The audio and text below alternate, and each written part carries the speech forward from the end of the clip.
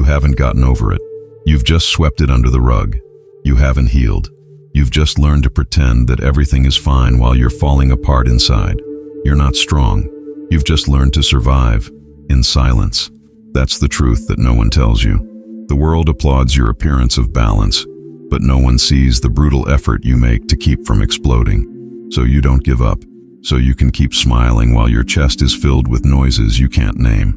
You think you're at peace, but what you feel is anesthesia, an emotional numbness built as a defense.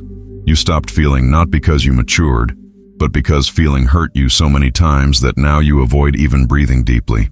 Wake up, work, interact, repeat. You call it routine, but deep down, you know. You are absent from yourself. You are not light. You are disabled. Have you ever wished you were someone who didn't feel so much? Have you ever dreamed of being indifferent to rejection, criticism, betrayal? Have you ever thought how much easier life would be if certain words didn't destroy you? If certain looks didn't tear you down? But here's what no one told you.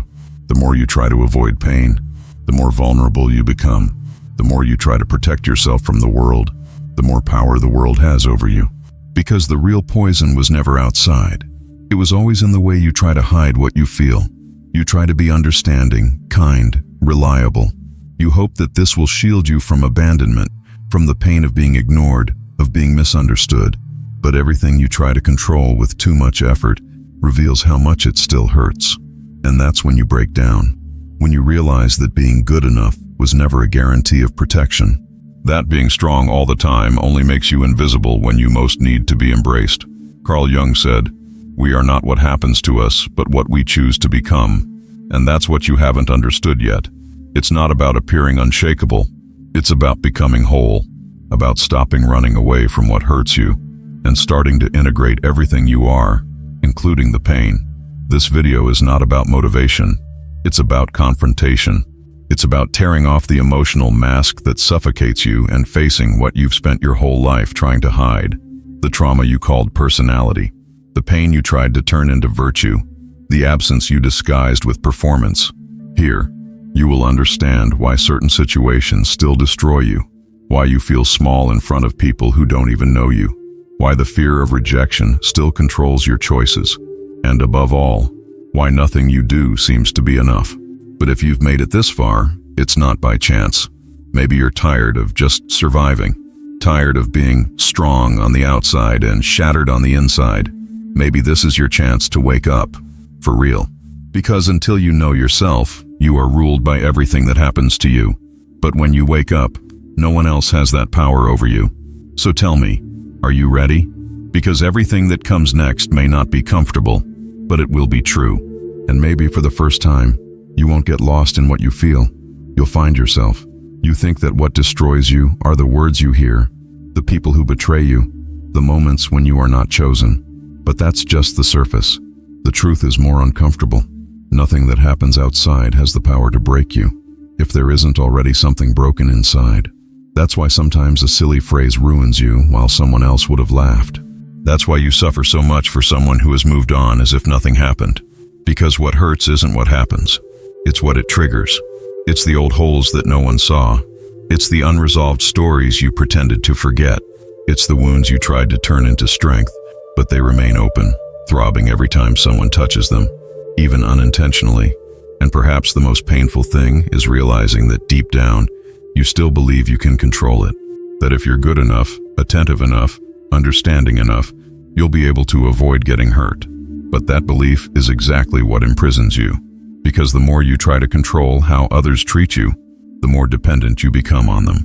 Carl Jung said, "Until you make the unconscious conscious, it will direct your life, and you will call it fate." That's what's been happening. You react to people as if they've hurt you now, but in reality, they've only awakened an old echo. The problem was never the other person. It was always what the other person forced you to see. Have you ever wondered why certain behaviors destroy you? Why do you explode over little things? Why do you feel rejected even when no one has rejected you? It's because there's a minefield inside you, and any misstep activates emotional memories you haven't processed yet. And as long as you don't look at it, you'll remain a hostage, not to life, but to yourself. There's no point in running away, numbing yourself, repressing it. All pain that is denied returns with redoubled force, in the form of anxiety, in the form of anger, in the form of self-sabotage, in relationships that repeat patterns, in decisions you make without realizing that they are desperate attempts not to feel again what traumatized you. But there's one thing no one tells you. When you listen to pain, it becomes a map. When you face it, it becomes a compass. Suffering has a code, and it doesn't exist to punish you, but to show you where your prison is. When I understood this, I stopped fighting others, and I started listening to what each discomfort was saying about me. And then something changed. I realized that pain is not the enemy. It is a guide in disguise. And at that moment, for the first time, I began to free myself. The biggest battle of your life never happened outside. It happens every day, inside you. And the scariest part, almost no one realizes they're fighting. You wake up tired, even after sleeping. You get irritated by little things, without knowing why. You sabotage yourself when everything starts to go right. This isn't bad luck. It's your unconscious mind trying to get your attention. Carl Jung called this hidden force the shadow. Everything you don't accept about yourself, everything you've repressed, everything you've judged to be too weak, too wrong, too shameful. It's been pushed into the basement of your psyche. But just because you've hidden it doesn't mean it's gone. On the contrary, everything that is repressed becomes stronger. And when you least expect it, it takes control. In a moment of anger, in an impulsive choice, in a relationship that destroys you and you keep insisting. The shadow doesn't want to destroy you. It wants to be seen. But you learned early on that feeling too much is weakness, that crying is a waste of time, that showing what you feel makes you vulnerable. And so you shielded yourself. You created masks, armor, characters. But the more you repress what you feel, the further you move away from who you really are. And then the war begins, between who you show yourself to be and who you really are. Between the persona that protects you and the soul that suffocates you, asking for space to breathe. You may seem strong on the outside, but on the inside you are fighting battles that no one sees.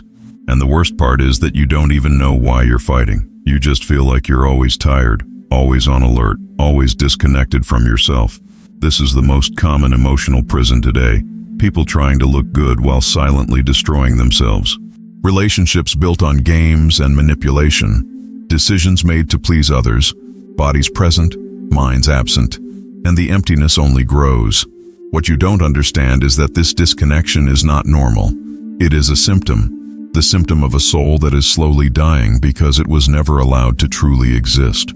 Jung said, "You will become what you hate most in yourself if you do not confront your shadow." And that is exactly what happens. You start judging others for what you try to hide in yourself. You start punishing the world for pain that you yourself have never accepted. But there is a way back, and it starts with an act of courage. Stop running away. You need to go into that dark room you avoid so much. You need to talk to the parts of yourself that you have abandoned. You need to face your fear, shame, jealousy, desire to be loved, and anger at not having been loved. Not to judge yourself, but to know yourself. Because you cannot heal yourself without knowing what is wrong with you. And you cannot free yourself without first knowing your prison. This is the war that no one sees.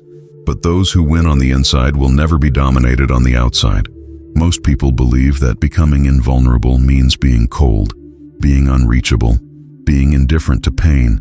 But that's just another armor. And any armor that isn't built by consciousness is built by fear. I believed that too. I thought that shielding myself emotionally was maturity, that not reacting was strength, that not feeling was evolution. And for a while, it worked. I smiled even when I was empty. I helped even when it hurt me. I said, everything's fine when everything inside me was screaming for help. Until I understood, it wasn't strength. It was anesthesia. You don't become invulnerable by erasing your emotions. You become invulnerable when no emotion dominates you. And that only happens when you accept them all, without judgment. Carl Jung called this process individuation, a path where you stop being what the world has projected onto you and start becoming who you really are, not the character that pleases others, but the complete being that integrates light and shadow, pain and lucidity, strength and vulnerability. To become an individual is to descend into the basement where your traumas, your insecurities, your shame live, and make room for them to sit at the table, not to rule, but so they don't have to scream. Because everything you try to silence grows. Everything you embrace becomes part of you. It was in this process that I discovered that no one could hurt me anymore. Not because the world had changed, but because I had stopped abandoning myself. I stopped depending on the gaze of others to validate me. I stopped fighting what I felt. I started listening, and something changed. When you listen to your anger, it reveals where you have been surpassed. When you listen to your fear, it shows you where you have too much control. When you listen to your sadness, it points to what you haven't let go of yet. Every emotion is a symbol, an encrypted message from the soul. When you learn to translate them, they cease to be monsters and become compasses. And then something reverses. You no longer live reacting to the world. You start moving from your consciousness. True invulnerability is not rigidity. It is presence. Being present in yourself with such depth that no glance, no word, no external rejection can take you out of center. Being so whole that even in the face of pain, you don't break. You reveal yourself. That's when I understood. Being invulnerable is not about stopping feeling. It's about not getting lost in what you feel. And that doesn't take you away from pain. It brings you back to yourself. And those who are whole are never hurt by half measures. There is a side effect to becoming whole, and no one talks about it. Depth pushes you away, not out of arrogance, but out of density. When you start to really listen to yourself, to integrate your shadows, to understand your triggers and dissolve your masks, something strange happens. The world around you starts to seem too shallow. Conversations become repetitions. Environments seem rehearsed. Relationships become emotional transactions disguised as affection. You begin to realize how much people are stuck in their own characters, trying to look happy, trying to look strong, trying to look, and you can't do it anymore. Because now you know the cost of not being real. And that lucidity comes at a price. Loneliness. Not the absence of people, but the absence of depth in them. You are still surrounded, but you rarely feel seen. You keep talking, but you are rarely heard. You keep giving yourself away, but you realize that few know what to do with someone who doesn't need to pretend. Carl Jung warned that individuation is a lonely journey. Because when you become who you are, you will inevitably cease to be who others expected you to be. And many will not know how to deal with that. You pull away, not out of ego, but because you no longer fit where you once hid. But this loneliness is not a punishment. It is a rite of passage. It is in this silence that you learn to hear what no one can tell you. It is in this empty space that you discover what really matters. You begin to select, to protect your energy, to say no without guilt, to walk away without explanation, to let go without drama. Because now you know, maintaining connections that disfigure you is worse than being alone. And then you stop trying to fix everything, to save everyone, to be understood by those who aren't ready. You withdraw, not to run away, but to flourish in a more fertile place, within yourself. But be careful, there is a trap in this process. The more self-sufficient you become, the harder it is to accept vulnerability. The more tempting it is to isolate yourself for good. The easier it is to start using your self-knowledge as a new mask. The "I don't need anyone" mask. Jung said that the true master is not the one who protects himself from the world, but the one who, even when whole, still allows himself to feel with others. He still opens up.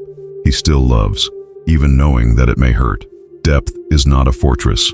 It is a bridge. But it only fulfills its function when, after crossing yourself, you return to the world with more compassion, more truth, more presence.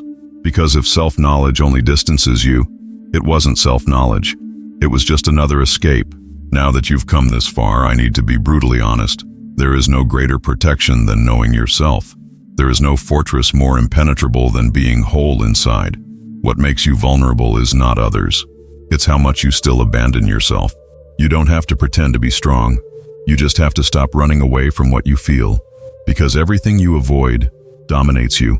Everything you embrace becomes part of you. And everything that becomes part of you stops hurting you. You've spent years trying to avoid pain, trying to appear adjusted, trying to predict who will hurt you. And the result? Exhaustion, disconnection, and an unbearable feeling that no one really sees you. But here's the most liberating truth you'll hear today. The only way to stop being hurt on the outside is to heal what's eating you on the inside. Pain only hurts you because it resonates with you. It only breaks you because it touches parts of you that are still at war. But when you pacify your soul, the world loses its power to tear you down. Carl Jung said, "You don't become enlightened by imagining figures of light, but by making the darkness conscious." And that's exactly it. Transformation doesn't happen when everything gets better. It begins when you decide to look at what hurts with compassion, not resistance. When you understand the reason for your anxiety, it diminishes. When you name the source of your sadness, it stops drowning you.